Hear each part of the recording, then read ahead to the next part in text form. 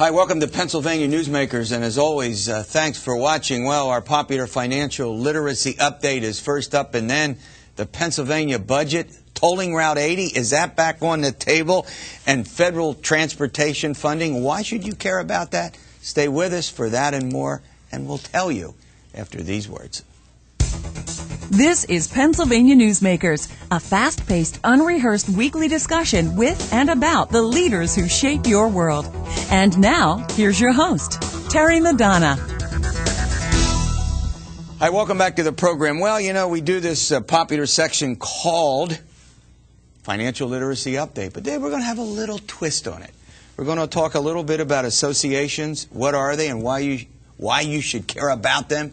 Joining me, as often is the case, sitting right across from me, is Jim McCormack. He's the president of the Pennsylvania Credit Union Association. And Joe Geiger, he is the executive director of what used to be called the Pennsylvania Society of Association Executives. That's umbrella organization? It's an umbrella organization. Now, what are you called now? PASAE. There's so much diversity in the association world that it was hard to capture it all under one name, so we went a little generic with it. Okay, that's fine. But Jim, let me start with you. Every time you turn around, you see an association attached to somebody's name, and there are a myriad of them. To help our viewers out, how would you describe what associations do, sort of generically, more generally? Yeah, Terry, associations represent people and causes, but they represent people. And indeed, everybody in the country has a special interest. Poor, the underserved, manufacturers, credit unions, for example. And it's very, very important through the association that their voice is heard, both in Harrisburg and in Washington, and also to promote that particular industry or segment. It's very important. So your point is, I mean, we talk about, First Amendment rights, and associations, Joe, do a lot of things. In addition to represent their case, some of them have lobbying wings, some of them go to local municipal organizations. I'm primarily interested in government, so I'm hanging, but there are a lot of charitable associations as well. What does your organization do as sort of the umbrella organization that represents, how many members do you have? We have a little over 500 members at PASAE. Is that all? Just only 500? That's a huge number, isn't it? Not in terms of the universe, though. Well, but that seems like a lot to me. Go ahead. Associations, beyond representing the people's voice, bring a whole perspective to the culture in America. That the United States is unique in this world in that no other country in the world has the kind of an association community that we do. We provide education. We teach associations how to be more efficient with management, with managing staff, with managing books, keeping them in compliance with the regulations that come at them through legislation. We provide networking opportunities. So there's a whole myriad of things that we do for them. And one of the roles is advocacy, and that's a pretty important role. I mean, I started off by saying, we all have First Amendment rights. I know that sometimes lobbying in this day and age does not have the best of names, quote, unquote, but to be candid with you, lobbying itself and advocacy is a very honorable profession, despite the fact that there may be some people, over the years who don't practice it the way they should. But it is an honorable profession, and advocacy is important. It's very necessary, Terry, and especially in these challenging economic times right now. Yeah. It's very, very important that various causes, industries, groups be heard, again, at the legislative and regulatory area. Very important in these challenging times. Just this morning, talking with the representative of the national hospitality industry, right. While it's in vogue to say don't hold meetings in Las Vegas or wherever, they've lost 500,000 jobs. Yeah, 500,000 as a result in this current recession. Current recession. Yeah. Right. So there's a huge, but associations themselves, Joe, have a pretty big economic impact. Not just in our state, but across the country as well.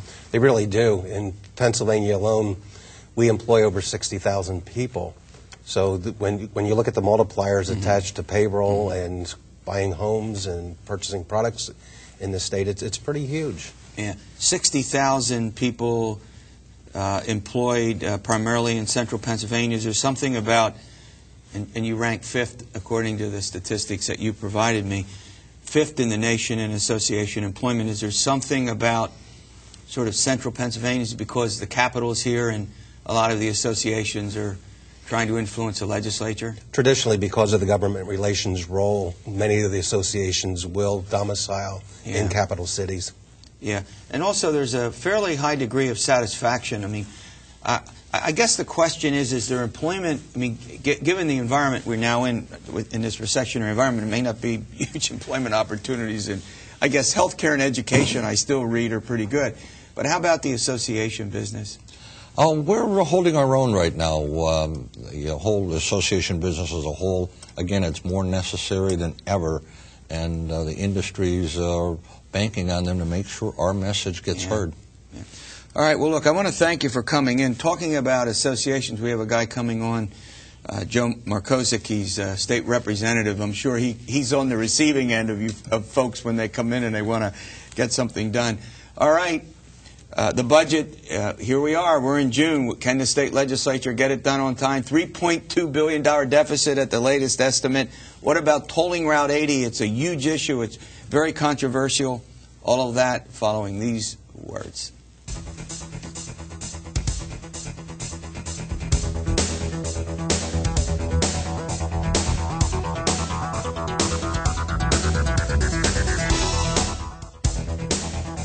This broadcast of Pennsylvania Newsmakers is presented by the Pennsylvania Chamber of Business and Industry, the statewide voice of business. This broadcast of Pennsylvania Newsmakers is presented by PAConstructionJobs.com. For more information about rewarding careers in the highway construction industry, visit PAConstructionJobs.com. And by the Pennsylvania Manufacturers Association. Business in Pennsylvania is our business. Hi, welcome back to the program. Hey, I forgot at the beginning of the program to thank our viewers around the state. On WGAL here in the Capital Region, Central Pennsylvania, we're #1 in our time spot. We have more viewers also than Face the Nation this week with George Stephanopoulos and Fox News Sunday. And it's all about you, not about me, and about, you see these two guys, put the camera over here on these two guys. Bob Latham, he's the Executive VP with Associated Pennsylvania Constructors, and Joe Markosek, he's the Chairman of the House Judiciary Committee. Guys, welcome. Did I get Transportation Committee? All right. I got close enough. Close enough. Yeah, that's right. All right, look.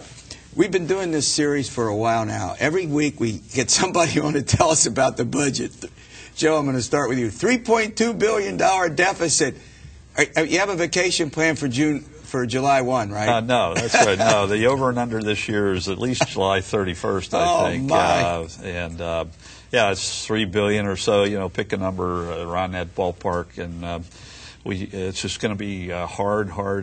Anything we do is going to be wrong this year because people don't want us to raise any kind of new funding, right? Any kind of fees, taxes, and people expect us to do cuts until they occur. Yeah, no cuts in services, right? Right. Well, they expect cuts, I think. A lot of people that use the services don't want them. But then after they happen, they're all coming to us and say, oh, my God, you cut my library, or you cut this, and they're not happy. So it's going to be a year of unhappiness. Yeah, well, in the polls that we often do, they say, no taxes, but no cuts in services. So you're familiar.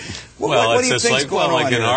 in our program, Terry, in the highway program, our polls, poll after poll says people are want better roads. They want improved service. They want to improve mobility. In many cases, they are willing to pay higher fees in either gas taxes or something like that, but they have to see that improvement correlate to the specific area where they are, and I think that's where there's some disconnect. If they're not seeing that connection with their local roads and their local program, then they kind of push back on it. But let me make this point. I mean, the governor had a commission a couple years ago, and the commission said $1.7 billion would be needed to do roads and bridges and transit and transit, mass transit. Now, look. No argument, Representative, no argument about this. Republicans, Democrats, liberals, conservatives, business and labor, everybody agrees you got to have a modern infrastructure or you can't have a thriving state. Am I wrong about that? You're 100% correct. So tell me, you probably know as much about this as anybody in the state. Bob here is following you. He's watching you and making sure that, you know, giving you good information. But be candid. What's going to happen? Give us an overview of how we're going to accomplish this. Well, we put Act 44 in place a couple of years ago with this whole notion in mind, with the idea that people didn't want to pay more higher gas taxes. At that time, gas was $3.50, $4. It's now up to $2.50, so they still don't want to pay. So we came up with Act 44, which was tolling, higher tolls on the Turnpike and tolling Interstate 80. Of course, we haven't been able to do all of that. So what's going to happen here a year from now, the way the bill is written and with the lack of other money, a lack of federal money, the feds have been slow to respond to what they need to do as well to help states. We're going to have what I've been terming a transportation nuclear winter coming up. We're going to lose a lot of money from Act 44. We're not going to get the federal money. We're not going to be able to raise new fees. It looks like tolling is going to be very questionable. Trouble with that, yeah. So we've got this level income that's based on about 15 years ago with this aging system, huge aging system that gets older every day, and we just it's a huge problem. Now, let me ask the stimulus. Give me the precise amount of money. Is it 1 point? How much? Pennsylvania's share of the stimulus money for roads and bridges is just a little over $1 billion. And they had to spend that all out this year. So PennDOT has done a great job in positioning small, minor repair projects, resurfacing projects, because that's the only kind of thing that you can move on an immediate basis. And they've actually led the nation in preparedness and getting ready to move that out. But as the chairman said, at the end of this year, that all goes away. So that goes away, plus the anticipated revenue from the tolling of 80, and what you have is a construction program that falls off the table. Now, I'm not asking the viewers to boo-hoo the highway industry, but think about this. The construction industry, housing, commercial, and public works is the economic engine of the country and of the state. And we're not seeing any housing come back. We're not seeing commercial building come back. And if we lose the public works portion, that will have ripple effects across the economy. Okay, we're going to go to break. But I mean, we can talk about these other areas, but I still maintain you cannot have a modern economy. We cannot thrive economically without. I understand the importance of these other sectors in our economy, but this is too important, I think, for all, particularly for our viewers, for everybody to let go. We'll be back with this and more after these words. This broadcast of Pennsylvania Newsmakers is brought to you by Pennsylvania Credit Union Association. Pennsylvania Credit Unions, where people are worth more than money. To find a credit union that is right for you, check out ibelong.org. And by the Energy Association of Pennsylvania, Pennsylvania's energy information source.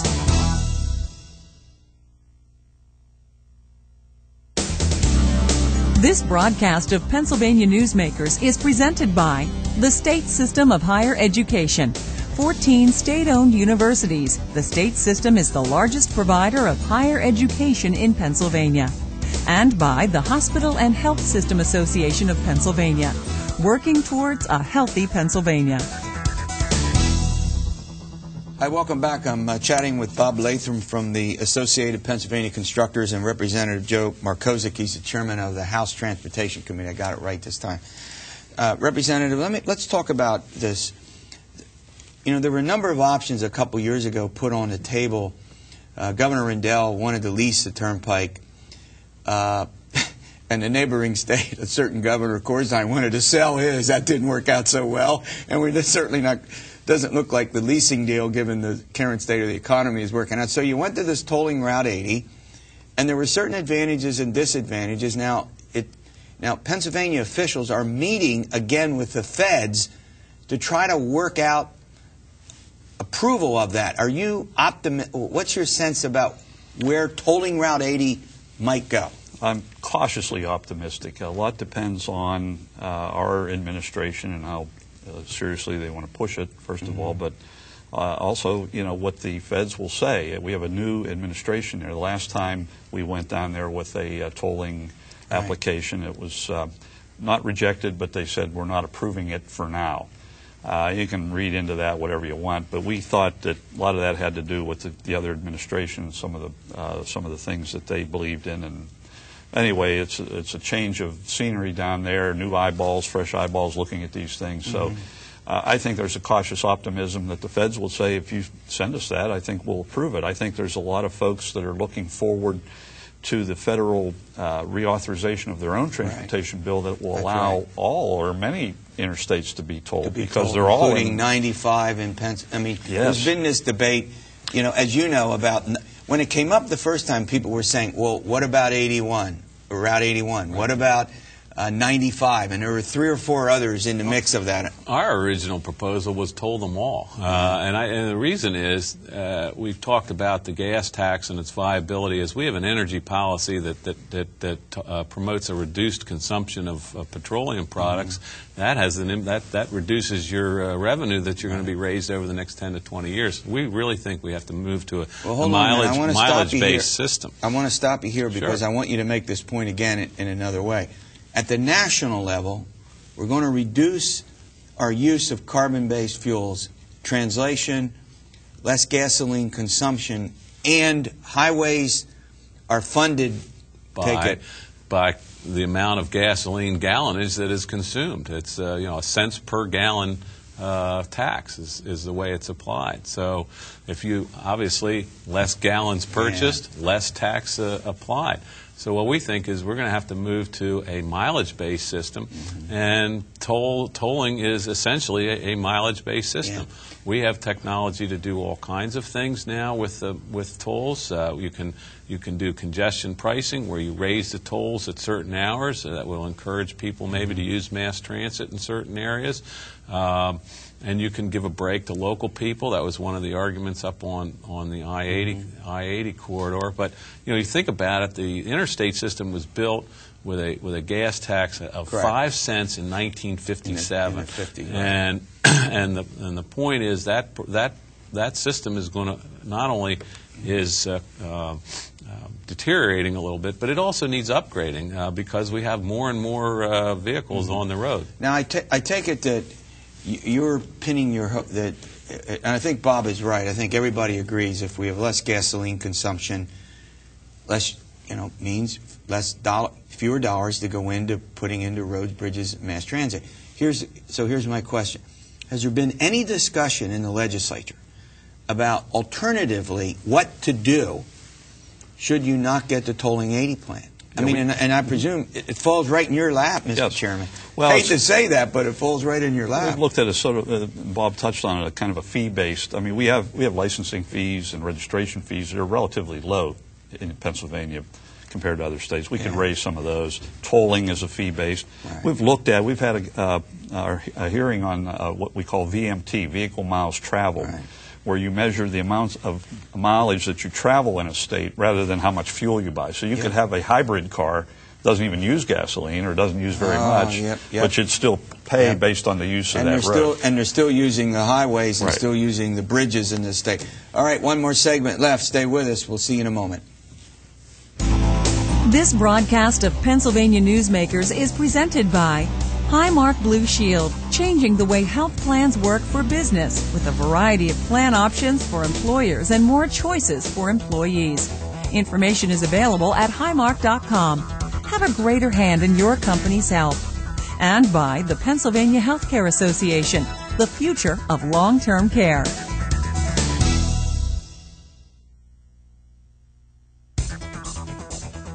This broadcast of Pennsylvania Newsmakers is presented by Penn Future, where we believe that every environmental victory grows the economy, and by the Pennsylvania Cyber Charter School, bringing educational innovation and freedom to the children of Pennsylvania.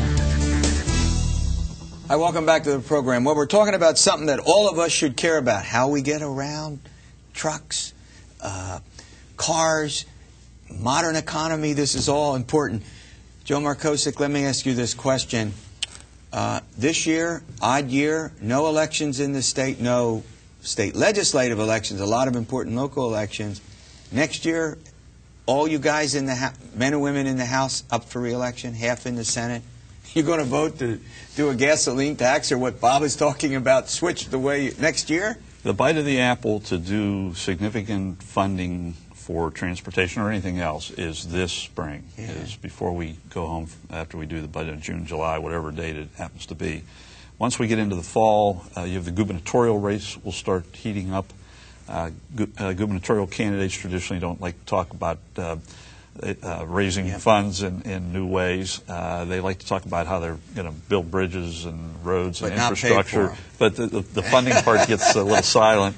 And we're to blame, too, in the House and Senate. And so you have it's tougher to get votes for those kinds of things that are somewhat, they might be necessary, but they're politically tough to do. And so the bite of the apple really is the next couple of months here.